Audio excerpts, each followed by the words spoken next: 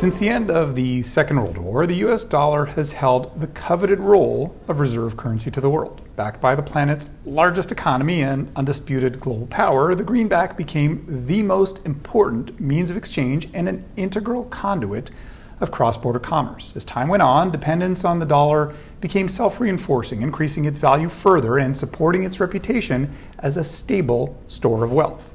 But recently, there's been increased talk of challenges to the US dollar's dominance. China's growing place in global trade and debt markets has meant an expanded role for the renminbi. In fact, use of the Chinese currency in trade finance has more than doubled in the last year to 5%. And with China now accounting for roughly 18% of global merchandise exports, this is only expected to grow further.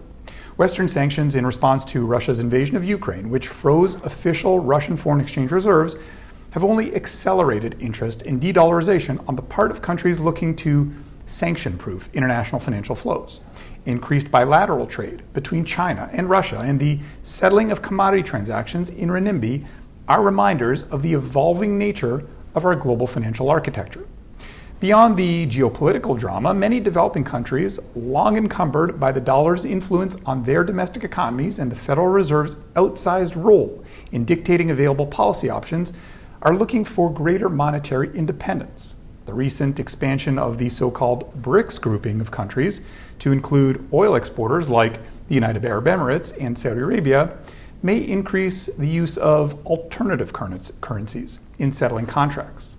Talk of developing a common BRICS currency and the desire of some countries to settle cross-border transactions in local currency have only increased the momentum around such deliberations.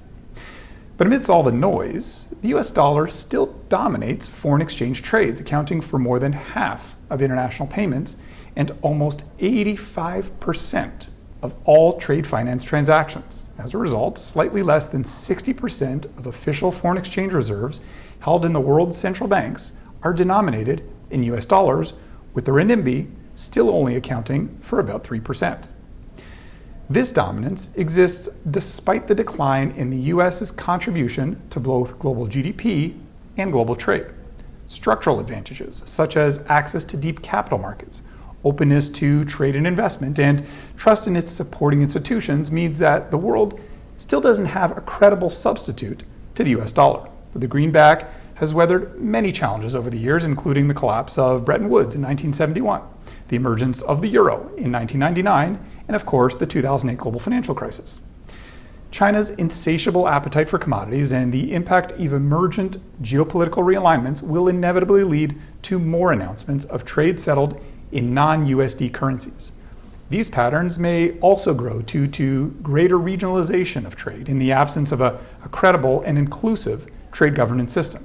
But for the time being, there isn't yet a reliable alternative to the US dollar on a truly global scale. Even the newly emboldened BRICS countries have expressed a preference for diversification and stability over outright abandonment of the USD. The bottom line, while chances of the US dollar collapsing are incredibly slim, Canadian exporters, particularly commodity exporters, shouldn't take anything for granted. As others have rightly pointed out, the Spanish real was also once the dominant global currency. However, rather than full-scale abandonment, the current push against the dollar could mean having to focus more on changes in pricing, currency risk management, and overall export competitiveness. Exporters may have to adapt by offering pricing in local currencies in order to access new markets, hedging against currency fluctuations, and diversifying their trading partners. But for now, reports of the dollar's demise still appear to be greatly exaggerated. This week, a very special thank you to Sanjem Suri, country risk analyst in EDC's Economic and Political Intelligence Center. As always at EDC Economics, we value your feedback. If you've got ideas for topics that you'd like us to explore, please email us, and we'll do our very best to consider them in future episodes. Thanks for tuning in. Until next time.